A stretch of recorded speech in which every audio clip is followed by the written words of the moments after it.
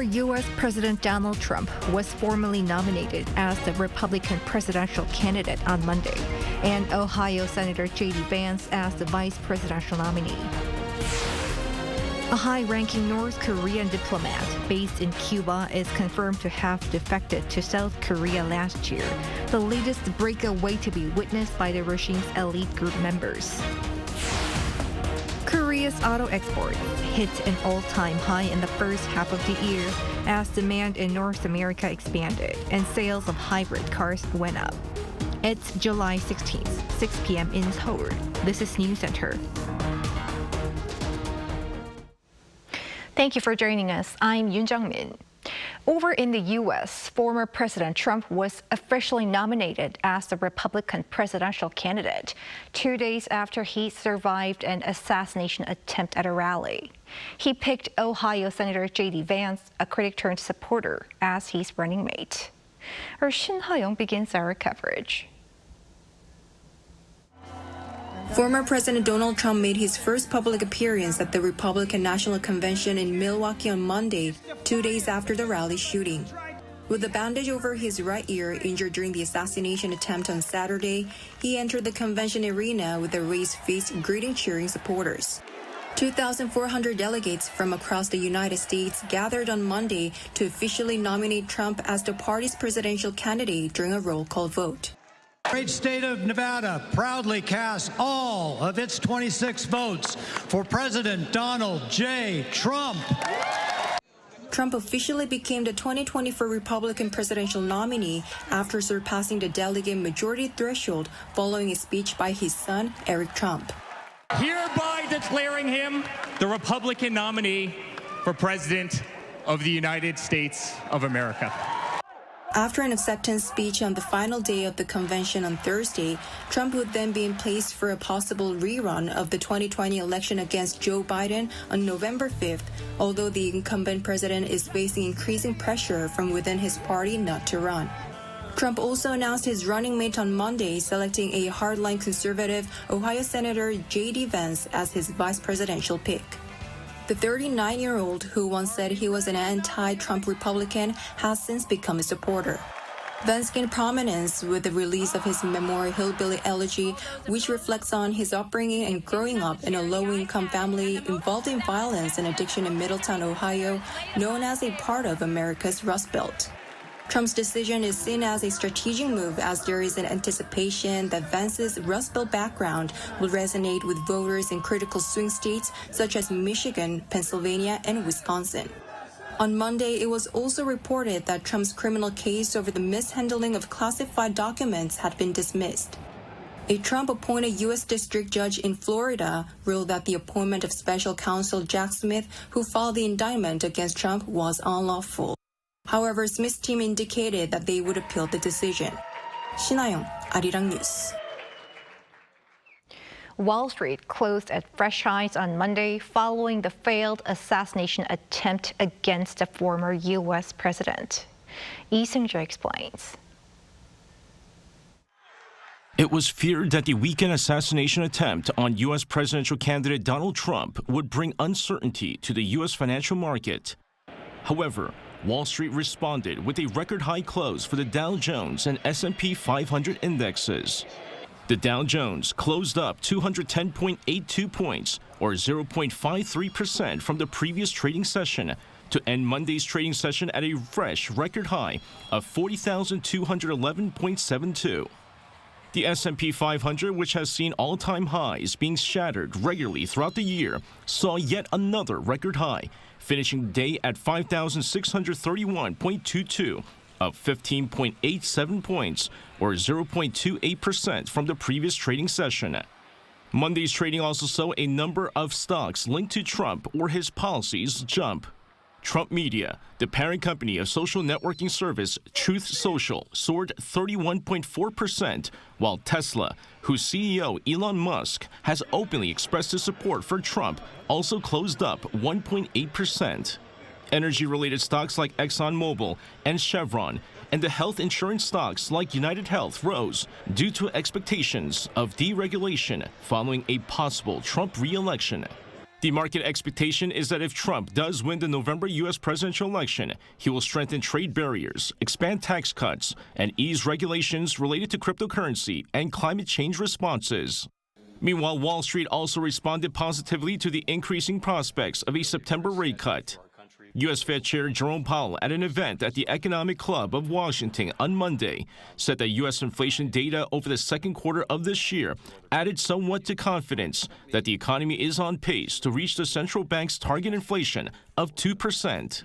While Powell did not directly mention a September rate cut, his comments suggest such a decision may not be far off. Lee Seung-jae, Arirang News. In other news, a high-ranking North Korean diplomat based in Cuba is confirmed to have defected to South Korea last year.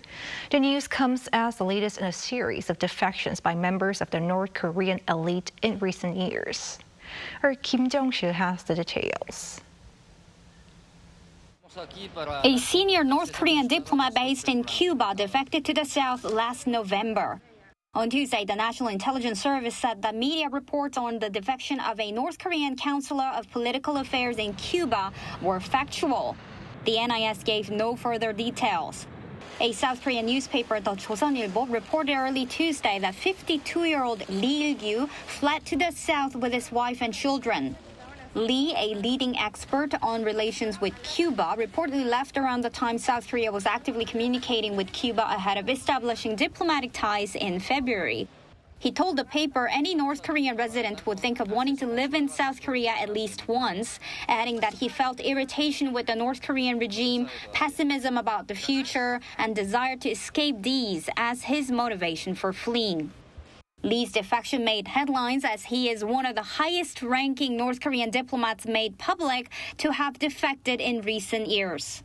The acting ambassadors to Italy and Kuwait defected in 2019, while the defection by Tae Young-ho, the former deputy ambassador to the UK in 2016, remains that of the highest-ranked diplomat to come to the South. Pundits say the continued defections of senior North Korean diplomats indicate that members of the elite in the North are becoming increasingly disillusioned with the Kim Jong-un regime. Their situation of being stationed abroad could also make it easier for them to defect. Kim Jong-sil, Arirang News. The North Korean leader's sister, Kim Yo-jong, threatened South Korea would face devastating consequences if it sends more anti-regime leaflets into the north. In a statement on Tuesday, Kim said Pyongyang had found 29 large balloons carrying leaflets near the inter-Korean border and other areas. Kim said North Korea would have to inevitably change the manner of its response if more of such, quote, dirty acts continued. The statement comes just 2 days after its rare release of a photo showing anti-Pyongyang leaflets being set on fire. Previously, Pyongyang has sent trash-filled balloons in response to anti-North Korea leaflets sent by North Korean defectors. The commander of the U.S. Indo-Pacific Command spoke to the South Korean media for the first time on the sidelines of the Rim of the Pacific exercise held in Hawaii, covering a range of key security issues. Our defense correspondent Chim In-jung brings us the highlights. In his first interview with the South Korean media since taking office in May, Commander Samuel Paparo of the U.S. Indo-Pacific Command has emphasized the importance of denuclearization on the Korean Peninsula. The developments in North Korea are very, very concerning to everybody, and we seek the denuclearization of the Korean Peninsula at all times. We're equal partners with South Korea. And in the spirit of Washington, we've established a nuclear consultative group. Through the nuclear consultative group, we're in a constant dialogue at very high levels of secrecy to find a strategic way ahead to deal with the issue. Speaking with Arirang News and 6 other domestic media outlets in Hawaii last Thursday on the sidelines of the Rim of the Pacific maritime exercise, Paparo also responded to questions about the growing calls within South Korea to possess nuclear weapons, including nuclear-powered submarines. From the standpoint of submarine warfare, I think I think, it's important as allies and partners to find the most efficient and the most effective way as allies and partners to combine our capabilities in ways that most effectively defend our alliances and partnerships. If the operational analysis leads us to believe that, then we can move forward at a later date. Though the commander did not offer further comments, it was the first time for a top U.S. military commander to directly address Seoul's pursuit of nuclear submarines. Paparo also affirmed that the U.S. forces in South Korea will not be relocated in the event of a potential Chinese invasion of Taiwan. Concerns about a possible relocation have been growing, with China reportedly seeking to build a military capable of doing so by 2027. Well, we'd have no plans to relocate any of the capability on the Korean Peninsula just because of the solidness of our alliance. And any combat plans that we'd have would be global plans to deal with all threats. The commander also praised South Korea's leadership role in the Indo-Pacific. You ask about Korea's leadership role in the Indo-Pacific. And I think the ambitions of Korea's leadership says it all. Global, pivotal state. I'll also mention, too, the trilateral with Republic of Korea, Japan, and the United States. And so Republic of Korea is just expressing a tremendous leadership role throughout the Indo-Pacific and, in fact, through the globe. The commander of the U.S. Indo-Pacific Command is responsible for U.S. forces deployed on approximately half of the Earth's surface. Choi Min-jung, Arirang News. President Yoon Suk-yeol says South Korea's alliance with the U.S. is now, quote, truly nuclear-based. Remarks to this end were shared on Tuesday during his cabinet meeting following his attendance at the NATO summit in Washington, D.C. last week. There, he and his U.S. counterpart, Joe Biden, signed a joint statement ushering in guidelines on nuclear deterrence on the Korean Peninsula.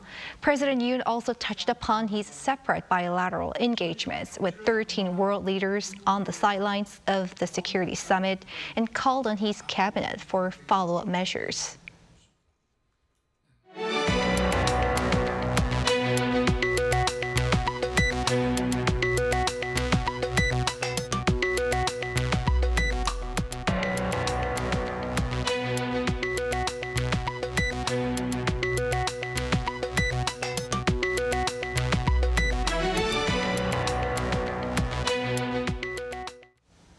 South Korea saw an all-time high for auto exports in the first half of 2024. That was mainly attributed to a robust performance, especially in North America, along with greater sales of hybrid cars globally. Park Gon-woo tells us more. South Korea's automobile exports reached a record high in the first half of this year.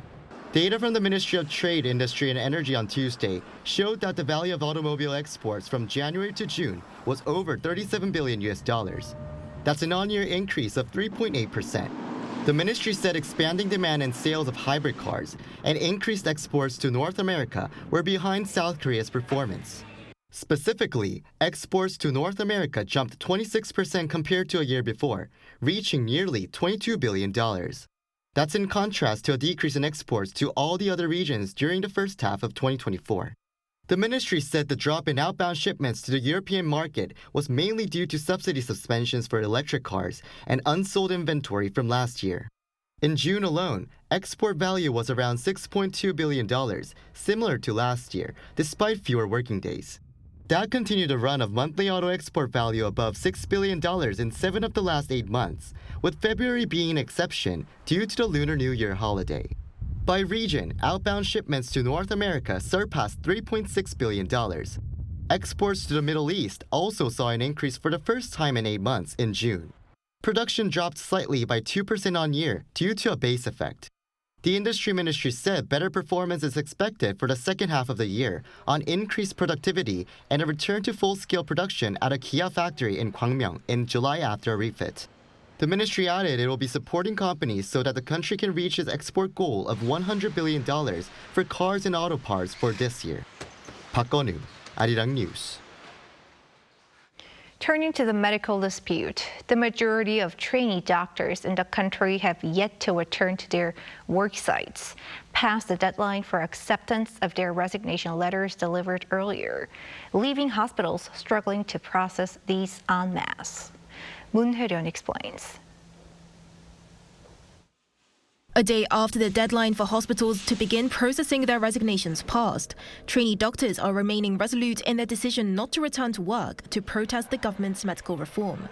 Data from the government and medical organizations showed on Tuesday that out of 13,756 trainee doctors nationwide, only between 40 to 50 interns and residents had returned to work by Monday.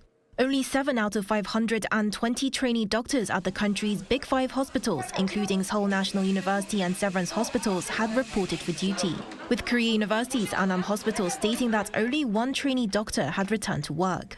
The government previously said that resignation forms would start to be automatically processed if the doctors did not state their intention to return, prompting concerns that mass resignations would be inevitable. Many hospitals are currently waiting for responses and are putting processing on hold for the time being. The olive branch extended by the government in an attempt to end the prolonged walkout has been met with a lukewarm response from trainee doctors so far. Speaking at a plenary session, the country's health minister admitted that there could be more resigning than those returning to work, and spoke of planning more concrete policies to persuade them to resume their training in September. Last week, the government withdrew punitive measures against trainee doctors defying return-to-work orders and promised special benefits to those who reapply to training hospitals later this year. Meanwhile, a briefing from the Central Disaster and Safety Countermeasures Headquarters stressed that medical reform cannot be delayed, and the doctors should give it a chance instead of taking collective action even before its implementation. Hospitals are also due to submit the number of trainee doctor slots available for recruits in the second half of the year to the Ministry of Health and Welfare by Wednesday. Moon Hye-ryun, Arirang News. In other news, an unprecedented heat dome is suffocating many states in the U.S., leading to concerning civilian casualties. Lee Eun-jin has more. At least 38 people are suspected to have died in 6 states this summer from heat-related illnesses caused by new record-breaking temperatures. That heat wave is now spreading to the East Coast, with more than 140 million Americans in 33 states under some extent of heat alert for Tuesday. Meteorologists warn that temperatures will climb above the historical average, extending heat alerts from Maine to Florida, with health departments preparing for heat-related emergencies. Major cities along the East Coast, including Washington, D.C. and Baltimore, were put under an excessive heat warning. And in Philadelphia, the heat index, which is what the temperature feels like with humidity, has been forecast to reach 40 degrees Celsius. New York City and Boston are under a heat advisory through Tuesday. In southeast Texas, hundreds of thousands of residents have been left without power after being hit by Hurricane Beryl earlier in the week and are now left to get through the scorching heat. As of Monday afternoon, over 280,000 still had no power. Las Vegas set a new all-time heat record of 120 degrees Fahrenheit, roughly 49 degrees Celsius, on July 7th, then set a new record of 7 straight days of temperatures at or above 46 degrees Celsius. Such temperatures have turned the Las Vegas Valley into a giant oven, forcing officials to close public pools and museums in order to keep people indoors for most of the day. Weather conditions have become intolerable even for those used to extreme desert climate. Meteorologists say the heat will be concentrated on the East Coast on Tuesday and could last into Wednesday, but a cold front will bring an end to the record heat in the East by Wednesday night. Lee Eun-jin, Arirang News. Over in London, K-pop boy band Stray Kids lit up one of the UK's largest music festivals this past Sunday.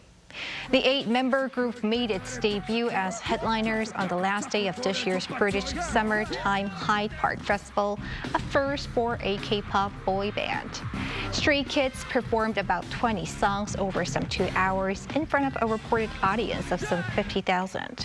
The group's headlining performance follows Blackpink's debut last year at the same festival, which marked a first in K-pop history. Korea may not be among the world's leading potato producers, but it is seeking a lead in exporting quality seed potatoes, even to their countries of origin. Cha Yoon-kyung explains. This place filled with glass houses is the Highland Agriculture Research Institute, the #1 research center for potatoes in Korea.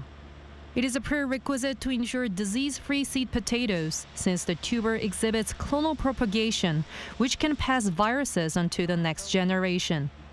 In this place, 160,000 disease-free seed potatoes are produced using hydroponics with additional nutrients such as calcium and magnesium. Potatoes arrived in South Korea in 1824 during the reign of King Sunjo of the Joseon dynasty, becoming a major food source during times of austerity. In 1961, official research into potato cultivation began with a specialized research institute being opened in Taegwallyeong. The research center successfully developed new technology to produce and replicate disease-free seed potatoes through hydroponics in the early 1990s for the first time in the world. Dr. Woo Jang-chun set up the research center here in Taegwallyeong, where the cool climate is ideal for growing potatoes in summer. The center has promoted 47 species of potatoes so far, establishing South Korea as an advanced country that exports disease-free seed potatoes to 20 countries in Africa, Asia, and even South America, where potatoes were first cultivated. The United Nations Potato Research Center is also trying to introduce Korea's technology for producing seed potatoes. The Rural Development Administration held an international symposium highlighting the history and achievements in research and development of potato cultivation through international cooperation, marking the 200th anniversary of the introduction of potatoes to Korea. Now, Korean seed potatoes are in the global spotlight as they have also become a source for cosmetics and medical supplies production beyond food resources. 차윤경, 아리랑 뉴스.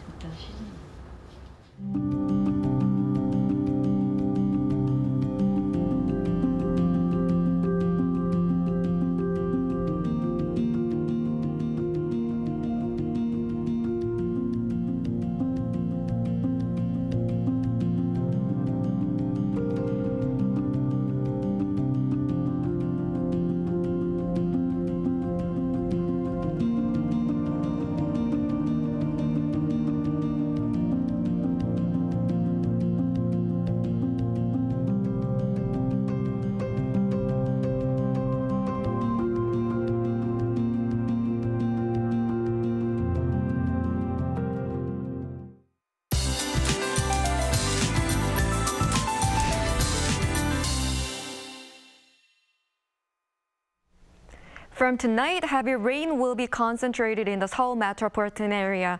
Up to 60 millimeters per hour will fall in Seoul and 70 in northern areas of Gyeonggi-do province.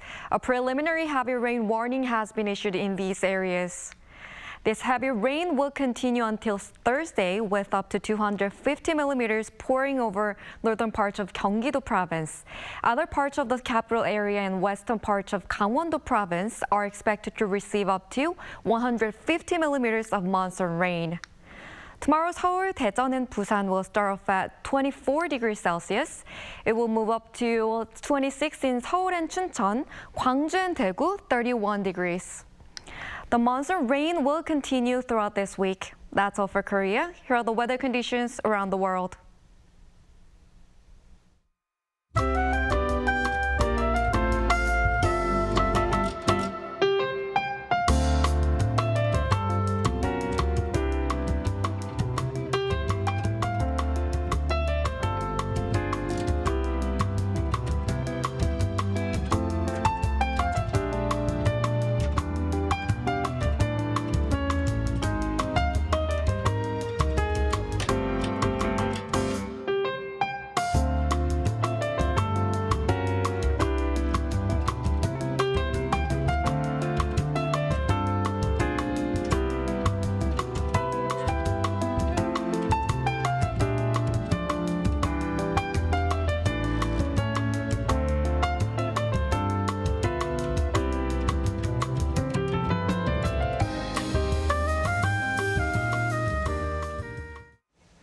And that is Newscenter for tonight. Thank you for watching. A panel session up next.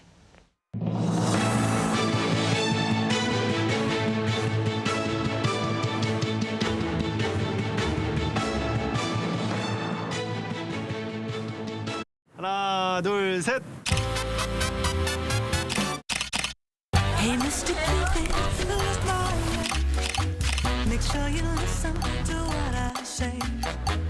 I may be stupid or quite naive.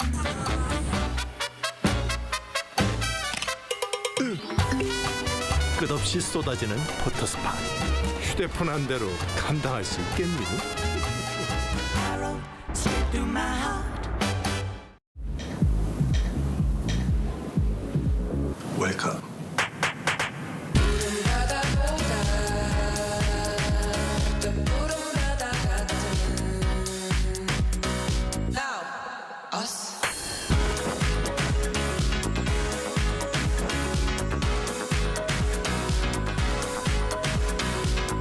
엄청난 에너지를 춤으로 뿜어내는 나라.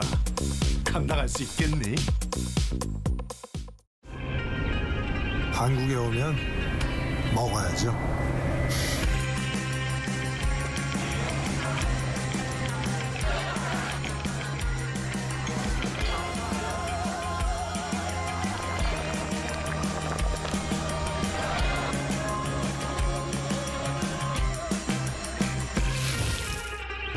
먹어도 끝이 없는 나라. 감당할 수 있겠니?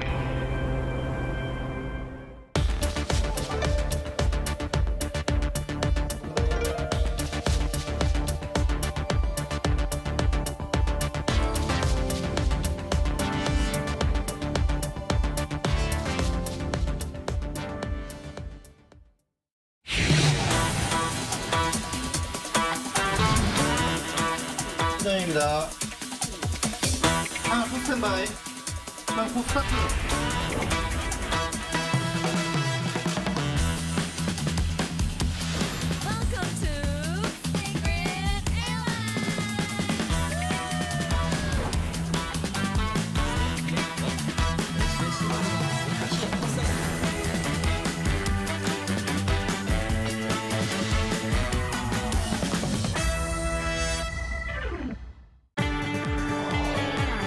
Arirang TV is conducting a quality and satisfaction evaluation to enhance the broadcast service for viewers worldwide.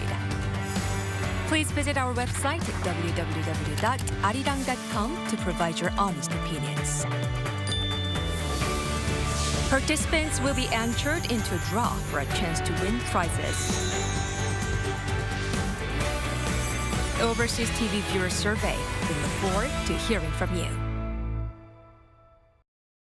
늘 고민합니다. 지금 이 시대를 어떻게 담고 동시대 함께 하고 있는 무사람들의 얘기를 어떻게 풀어나갈 것인가. 또 그 안에 있는 진정한 미학적인 사고는 무엇인가.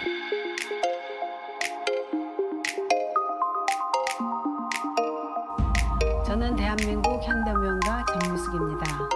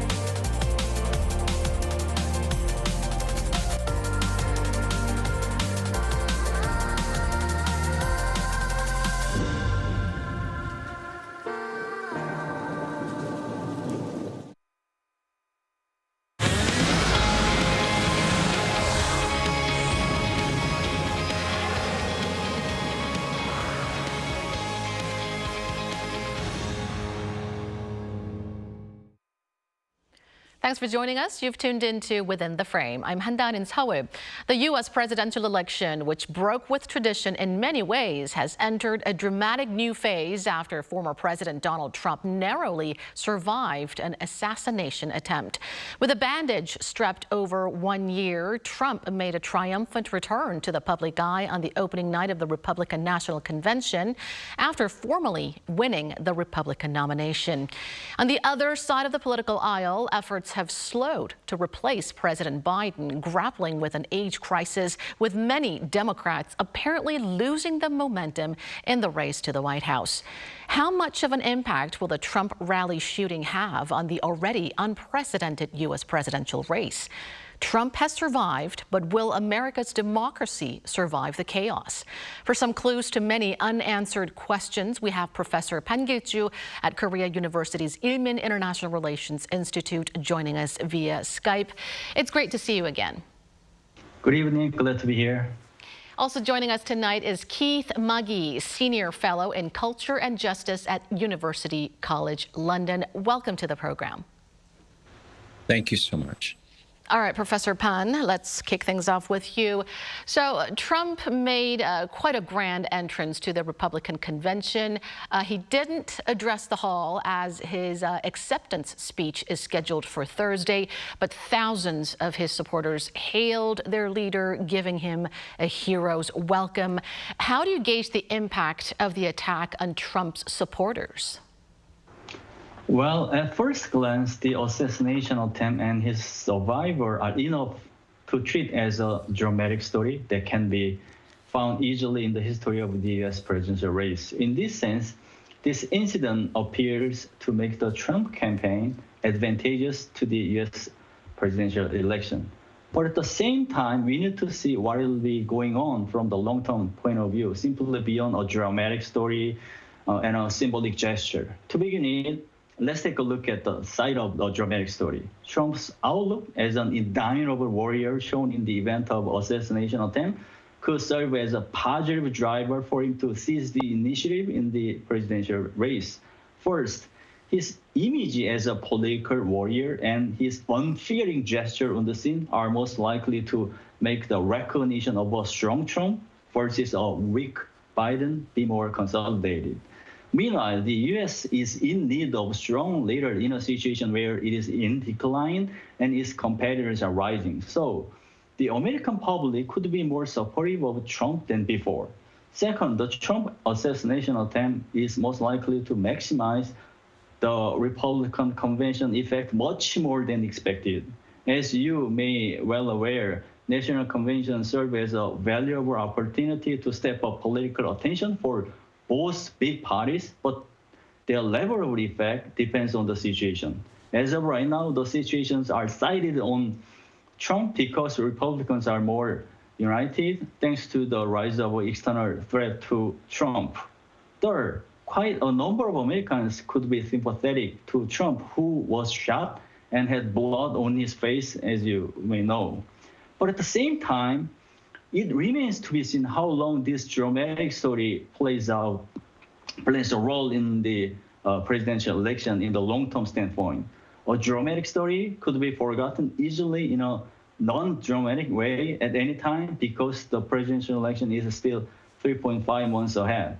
If more dramatic instances or events are rising or more shocking variables pop up internally or externally, this dramatic story could be less impactful or forgotten from the American public's interest. The change of Biden to a more competitive candidate or a serious change of the front lines in the Russia-Ukraine war and the Middle East could be one of those variables. In this sense, it could be true that Trump seized the moment for the presidential race, but a story could be in a different path as time goes by. So we need to closely watch out how things are going on. To put it another way, we need to tell the difference between a short-term effect and a long-term result. Trump got a rapturous welcome at the Republican convention, with some of his supporters calling him the Braveheart of their time and a martyr, elevating him to a saint-like status. So it looks like the shooting is having a positive impact, at least for now, among his supporters. But as you mentioned, it remains to be seen how long the dramatic effect will last. And Professor Maggie, in a live address to the nation, President Biden called for unity, emphasizing that Americans may disagree but are not enemies. He also urged Americans to lower the temperature in politics and not to make assumptions about the shooting or the shooter's affiliations. What's your take on Biden's response? Thank you for the question. I believe that the president responded very well. I think that he took on the frame of actually being the president who understands the value of democracy and what it means to live in one. His tone and his tenor was an effort to address the issues that are pervasive in America around othering and polarization. I think that his response was embodied in what it means to be an American president that is concerned about the well-being of all of its citizens. He clearly understands what it means to unite a people, and that the depth of a democracy is embodied in the difference between people who come together for the purpose of investing in its land, in its country, in its mission, in its constitution. And that was the approach that he took. And I was very pleased with it. And staying with you, Professor Maggie, the iconic picture of Trump pumping his fist high, projecting a characteristic image of defiance, is looking poised to give him a major boost in his race to the White House. And the powerful picture has created a stark contrast with Biden, who has been struggling to prove his fitness for office. How would the shooting incident impact Biden's campaign? Well, if I may, I would say, first of all, I think that with what happened with former President Donald Trump was very tragic, because I agree that political violence is not something that is conducive to democracy. At the same time, I am very reflective of the sorts of things that the former president has done and not done towards political violence. Certainly the attempted insurrection on January 6th, where lots of fist pumping was happening on that day. To be more direct with your question, I think that, this does not have to hurt Biden.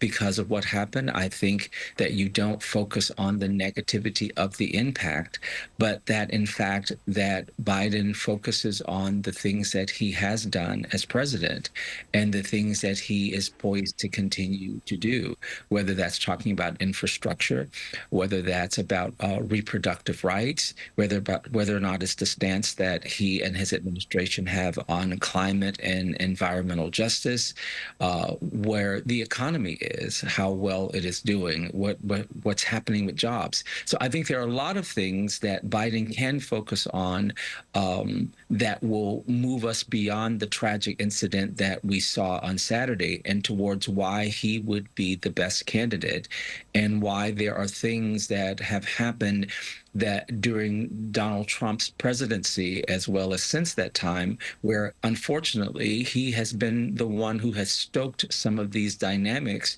around fear, around saying that if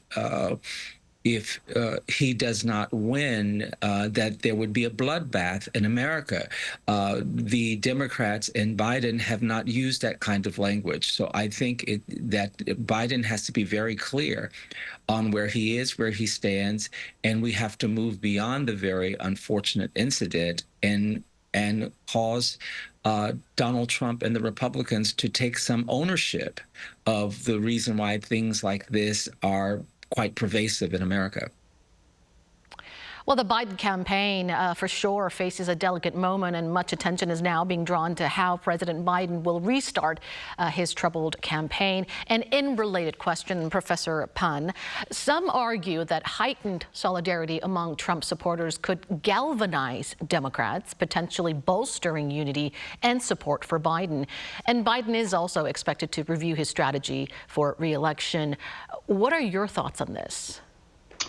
Well, the Trump assassination attempt could be galvanizing Democrats, but this galvanizing impact might not be gaining pace right at the moment because a rush to unite Democrats using the treasury of the opposite candidate could make the Democratic Party face blowback. So the Democratic Party might stop over when it will be a perfect time to upset a dramatic story rather than bolstering unity right away. Meanwhile, as time goes by, a better time might be coming at least once, and Democrats will go ahead to take the opportunity to turn things around.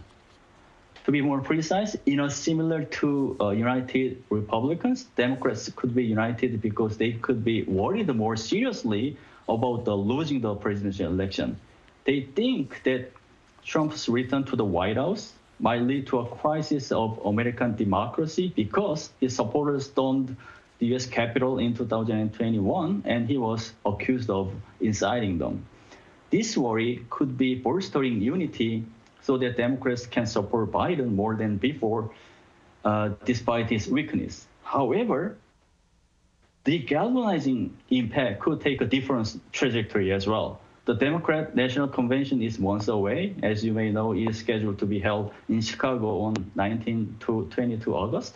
A month is not enough to fully prepare for the scheme to offset the effect of Republican National Convention boosted by a dramatic story. So a sense of crisis could be spreading due to the time restraint. By doing so, the rise of a new presidential candidate could gain pace more seriously than before. If Democrats think they are most likely to lose the race, indeed, due to this dramatic story, they push harder Biden to concede this candidacy to a more competitive person. All in all, the dramatic story could make Democrats more worrisome and alarming so that they can prepare for the more promising scenario to win the election. In this regard, this race could be a battle between a dramatic story and a galvanizing impact. And my next question for you, Professor Ban, is a bit of a lengthy one. It appears we're seeing an increase in political violence globally. Opposition chief Lee Jae-myung and ruling party member Bae Hyun-jin were attacked in public before Korea's parliamentary election, while Danish Prime Minister Mette Frederiksen was assaulted by an unknown man earlier this summer. Slovakia's Prime Minister Robert Fico was also critically injured after an assassination attempt in May. Why are we witnessing more cases of extreme political violence? To be honest with you, violence is growing in both international and intranational arenas across the world. Military violence is spreading around the world, as you can see in the two hot wars in Eurasia and the Middle East. The rise of military violence led by states is a ripple effect of a transitional intentional order. Under this transitional order, hegemonic power is not working and a balance of power is not made either. Furthermore, the rise of military violence is a ripple effect of a bungling rules-based order. In a similar way to the rise of military violence led by states, political violence is growing domestically, as we can see in the Trump assassination attempt. These hate crimes targeting politicians, which are politically motivated, are growing around the world. As you mentioned earlier, South Korea cannot be excluded from this global negative trend. I would say that political violence shows that a domestic level of rules-based order became weaker than before due to weakening political norms. Moreover, these trends could be a sign of the retreat in democracy around the world. Democracy is the very architecture where rules are at the forefront. However, these days, politicians are fighting with each other and political compromise is less visible. So this lack of political compromise and poor political integrity makes ordinary citizens more hateful of politicians. So I would say that the crisis of democracy is partly to blame for this incident. And furthermore, this political violence puts democracy at stake. All in all, we are living in the world where both the crisis of international politics and the crisis of domestic politics are made simultaneously. The co-presence of both crises makes global citizens more dangerous. But at the same time, these two-level crises could serve as a driver for global citizens to gather together and make an effort to address these hurdles. Dr. Maggie, the shooting at the Trump rally has once again highlighted America's increasing political violence and division, with Republicans and Democrats pointing fingers at each other. What do you think are the main factors behind the grievance-fueled politics in the U.S.? I believe there are a number of things. I think, first of all, the issues that we have with othering, whether that's your race, your religion, your sexuality. So othering is one of the biggest phenomenons that America has to deal with because it is fueling it, as well as the issues of marginalization, the people who are being marginalized and feel like they're being left behind while others seem to be thriving. How do you deal with the socioeconomic issues, and how do you ensure that policies are delivered down to people where they understand that they too are included? And that aligns itself with the lack of equity. And then the fourth thing I would say that America really has to deal with is its deeply embedded issue around racism. That is, of course, a part of the othering.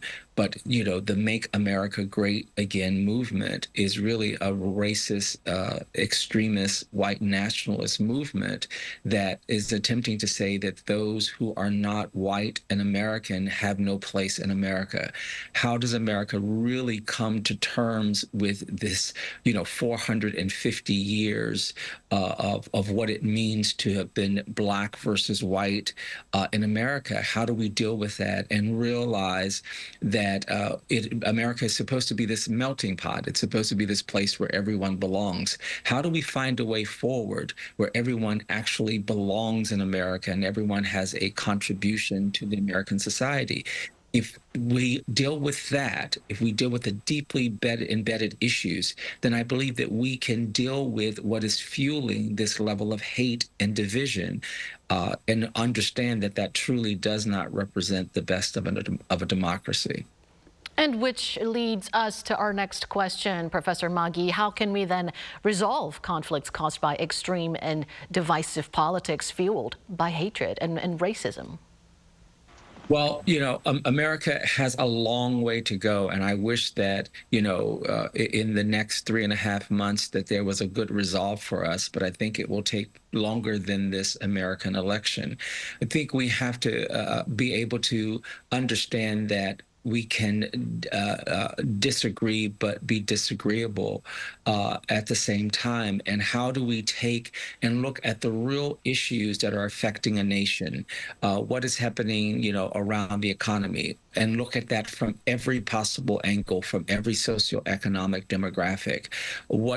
How do we deal with the fact that we are a nation of others, but yet not do the othering? How do we come to what I believe is this deep abiding sense of empathy, of not necessarily having to agree, but certainly creating the space to understand who the other is, and then say what is best for a nation, for all of us to be able to succeed and to achieve and to thrive. And that's going to take a lot of deep-seated work, how to find a place of common ground. Those are the things that I think are really important.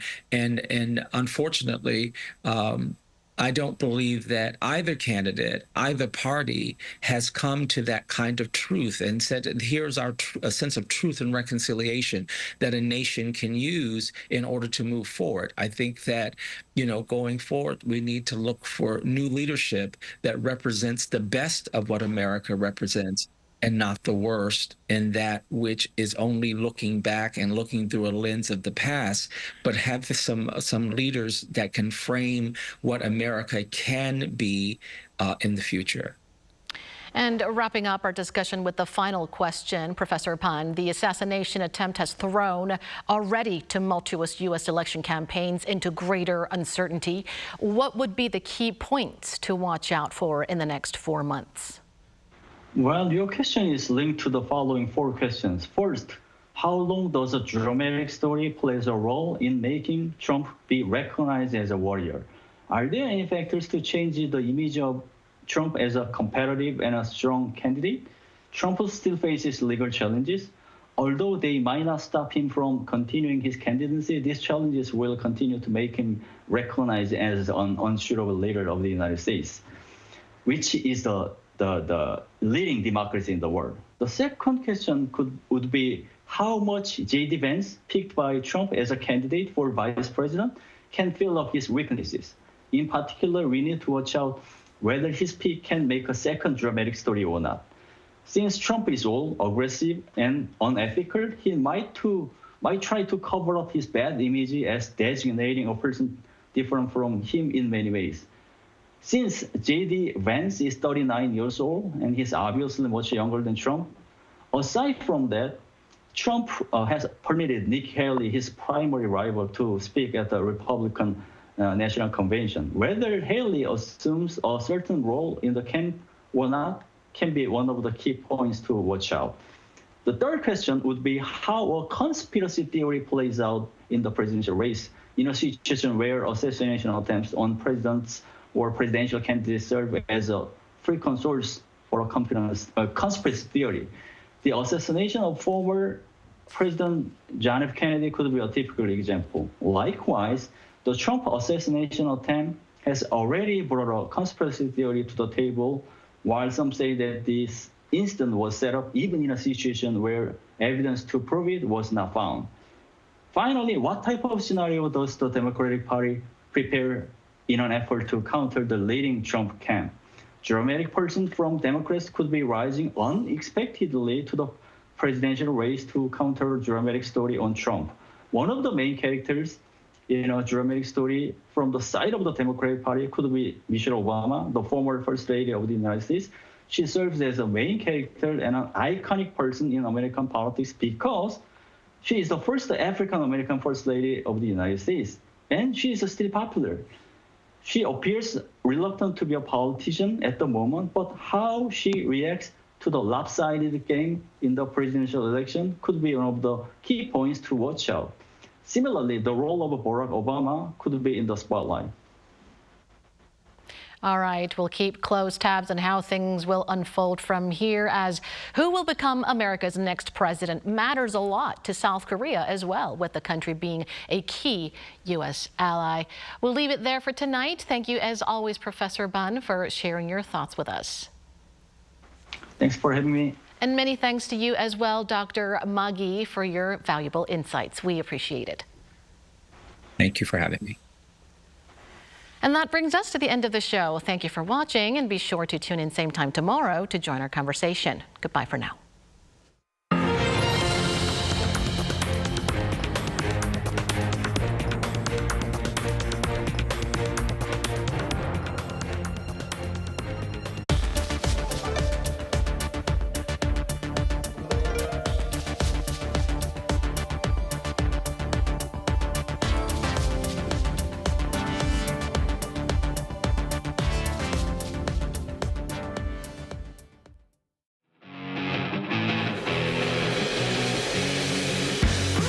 There is no greater blessing than to have good health as you grow old.